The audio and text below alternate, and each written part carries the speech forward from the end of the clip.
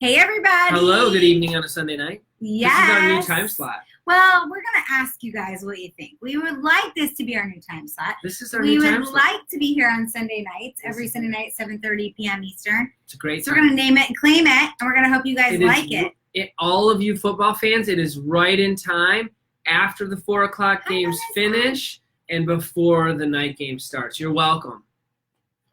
You are welcome. Will it work with basketball schedule? Who watches basketball? Oh, I actually the like whole basketball. world watches football. It's true. Only some people. Not the whole world, because it's not even in other countries. Excuse me. All of America watches football. You're correct. Well, no, the whole world, because they call it football. Oh, right, because they watch soccer. See what I did there? Oh, very smart. I did it. Like it. All right. Well, we have lots of new people in Marriage Movement, so let's introduce ourselves. Hello, I'm Ryan. And I'm Blair. We're so excited that you're part of Marriage Movement. Hi, Angie. Hi, Melissa. We see you hopping on. This is a movement. It is a movement, and we are Get your friends so excited to have you guys in the group joining us. We're going to plan to be here every Sunday night at 6:30 p.m. 7:30 p.m. Oh, I don't know where I just said 6:30. That was bizarro. That was, what was Kevin Nealon at Saturday Night Live? Mr. Subliminal? That's not the right word. I don't know. Anyway, it was a sketch where he would say something under his breath to, like, try to... You know who else does that? Jim Gaffigan. Do any of you guys watch Jim Gaffigan? He's hilarious. He'll be like, Anyways, I see lots of hearts. I'm not sure what they're for, but I like seeing them. So, hi, Cindy. Hi, Cindy. So good to see you. Okay. Love the hearts. So, we are super pumped with a lot of things that are coming up. And one thing that we had this weekend, you guys might have seen, is that we unplugged to reconnect before we come up against the holiday season and all the craziness that comes with that. So, we wanted to share a little bit. Well, we also did it because we had a huge 90-day run, really a whole year run. So it was like just time to reflect on that. I think a lot of people missed that. Like, where have we been? 6 months ago, Marriage Movement didn't even exist. So true. And now it's here, and it's a movement. So true. So we basically created Marriage Movement, started last spring. It's been on our hearts for years. And we finally put it into motion and started moving with it, created this group that now you guys are a part of. It's over 1,700 people. I love it. So exciting. So amazing. We're so thankful for each and every one of you in here. For those of you that have been adding friends and family, we are so thankful for you because you realize the importance of being better together in your marriage. So we appreciate that. But yes, we have been running. We just finished up our master class with a group of amazing couples. Shout out to them, Shelly, who just joined us, and we had gone through a 7-week course together where we really talked about, being in it to win it, talking about really deep, amazing things that will help strengthen your relationship, take you to the next level in your marriage. And so we just ended that, and that was also part of why we needed to unplug to reconnect. And I just like being with you too. Oh, me too. It's just an excuse. Yeah, but it was really nice because this is one of the few times I feel like we go away. It's one of the things that we always have in our calendar at least once a year. Instead of giving each other holiday gifts or birthday gifts, we give each other a weekend away. And one of the things that we've never done before is completely, I feel like, unplug. That was so cool. You want to talk a little bit about that? Absolutely. So the reason behind it is that, especially for Blair, well, and me too, our whole life and business operates with our phones, right? So you can't just use your phone for pictures and then get a text every once in a while. It's like as soon as you open up, you're getting attacked with notifications. Facebook, email, text, whatever it is, as soon as you open up one of those apps, it's like everybody else is in your grill. So the orders, can I say orders? Yeah, no, plan is better. The plan for this getaway for Blair and I was I did it a long enough time that we could enjoy it, but a short enough time that Blair could fully unplug. We could fully unplug from our phones and disconnect from everything in order to just focus on each other. Which was more than like, we really do love the book Tech Wise by Andy Crouch. I think that was something. It's close enough. And one of the things that he always says is that every week you should have 1 hour a day that you're tech free, 1 day a week that you're tech free, which we don't really do. I mean, we do a half day on Sundays. And then you should have 1 week a year that you disconnect. Now, we kind of disconnect for a week when we go skiing every year on our spring break. But I mean, we still check in. We check in the morning, we check in the evening when then we're like, skiing or they're skiing, I'm at the ski lodge. And so, we're checking in. So it's not completely disconnected, but for our kids, they feel like we're disconnected. Right. And then in the summer, we also go away usually to the mountains, and it's like maybe 5 days, and it's really bad reception, so it makes for a great reason. Unplug. It's a forced unplug. But we can still, like when we go into town, check on our messages and check in. So I feel like what we just did in New York was very different than either of those, because I completely had my phone on airplane mode from the minute we got off the airplane until we got back on the airplane on Saturday. So did you kind of explain that yet? Kind of, yeah. I mean, unplug, I took your phone away, basically. So, in, emergencies, and I love Darren Hardy says this, he says, don't let your why be an excuse, right? So I could say, oh, I need my cell phone because my kids are at home. Well, there's a special ringer you can put on your phone where if it's an emergency, they can call you. And even if you have it on Do Not Disturb, it still rings, right? So there's extra steps that you can take to fully unplug. And we went the whole way for 36 hours. Yeah, which our kids could not even do. Dude, when we turned back on our phone, it was like blowing up more with our kids than anybody else. Emergency. Yeah, I'm like, my team was amazing. I told my team what I was doing. They were like, awesome, you deserve it, go for it. Nobody bugged me except my children. Of course. And they were really emergencies, like, Mom, I can't find this. Can you help me? Yeah, Mom, what's your Venmo account? What's your Venmo?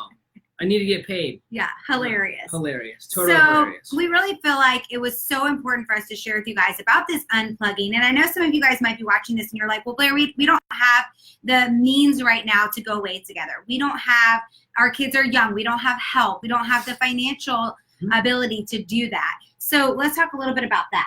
All right, awesome. So again, there's no excuses. Like, if you want to focus on your marriage and focus on each other, then you have to have a protected time where the rest of the world cannot reach you.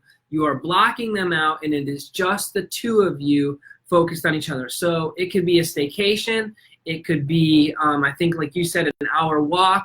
Leave the phones. I think it has to be a minimum of an hour, because it takes us all a while to just flush our mind, right? So I can't be true. fully present, with Blair right after work. Right. Or right after leaving the house and just shut everything down, right? So you have to allow time for that to happen. And one of the things I love about our marriage is that we've always had comfortable silence. Oh, yeah. Like, we can just... Those are my favorite friends, too. Right. We can just walk and, kind of drift and look around, and there doesn't have to be conversation. So when you can decompress and have comfortable silence, then you know that you're fully and 100% present, with the other person. So true. And also, I know if you have young children, sometimes it can seem scary to completely unplug that way. But remember back in the day, before people had cell phones, like, people did this, you guys, I promise. Yeah. And everybody survived, right? So, let them know the hotel you're staying at, or if you're going out to dinner, let whoever's watching your kids know what restaurant you're at. Let them know you're going to turn your phone off during dinner, and that they can get in touch with you at that restaurant if something happens, right? It actually is a little bit freeing once you realize that, because if you are at the restaurant and nobody comes up and says there's a phone call for you, you know that there's nothing going on. But if you're looking at your phone, you're constantly checking in. Every time your spouse goes to the bathroom, every time there's a lull, you're looking at it, right? And so, that's one of the things that I think is super helpful. And here, I want to challenge you guys too, because I remember when we had family that lived in other places than us, and like, we're going for Thanksgiving to see some family. What if you asked them, if you're one of the people that doesn't have anybody locally by you, what if you said, hey, do you mind if we go out one night for dinner, or if we go out one day for lunch? Maybe we go out for 2 hours while the kids are taking their nap. Just something where the two of you can be alone, just the two of you without your children. It is so important that you have that time to unplug and enjoy each other.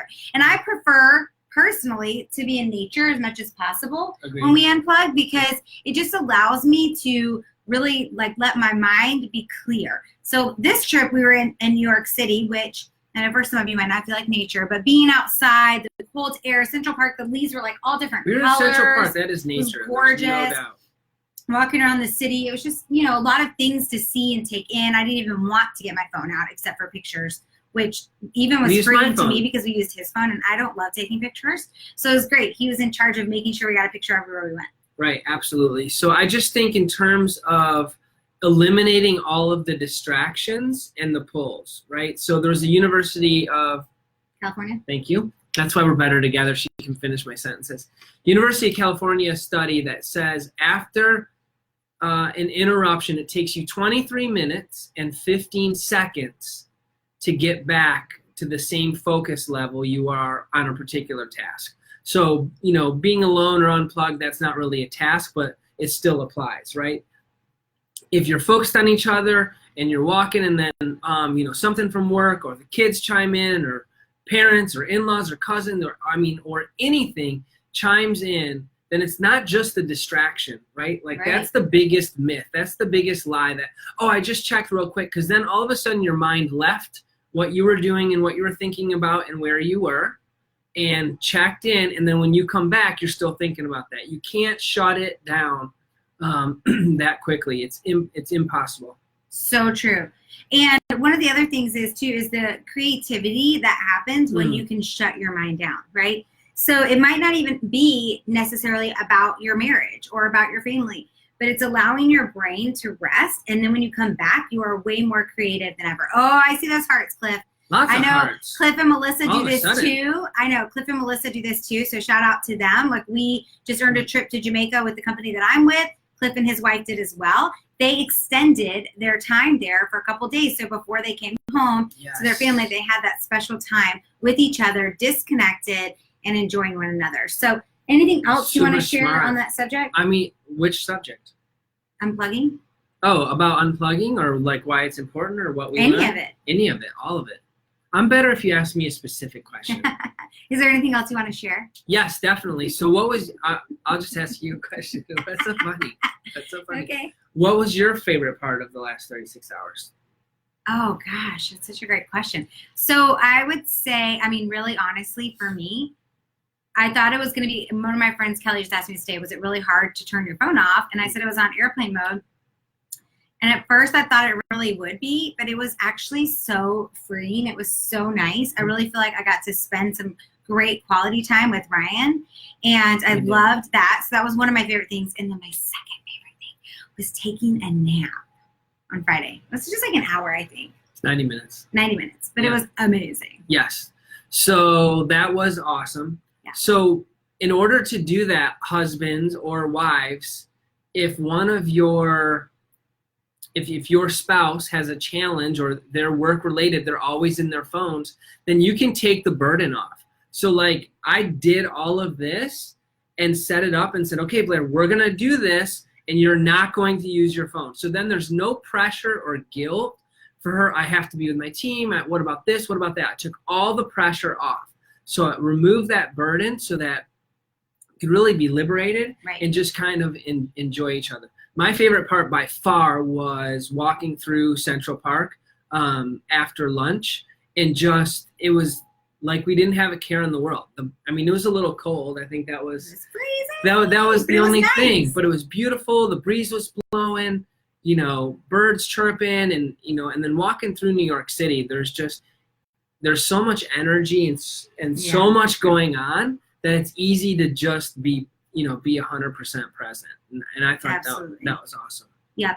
So I want to challenge you guys, as the holidays do approach, one of the things that more important. Yeah, I was thinking about while we were together over the last 2 days was definitely making sure that you find that time, because there are so many things that are going to get in your way.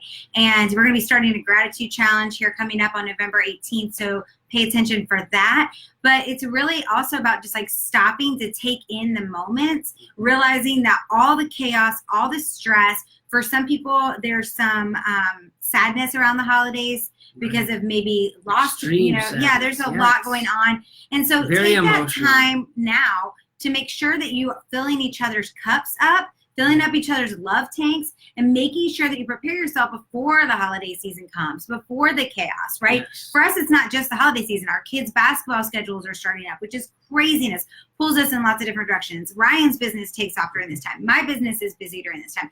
So there's a lot of things that pull us apart. So you have to take the time to come back together. So we're hoping that you guys find some time weekly to unplug, even if it's just 30 minutes on a walk and you're leaving your phones at home with the kids. You know, maybe you don't have kids at home anymore, but just finding that time where you can really unplug and really truly reconnect. Right, absolutely. So one of our favorite things too when we unplug is that because we're reading the same books, then we have something else to talk about.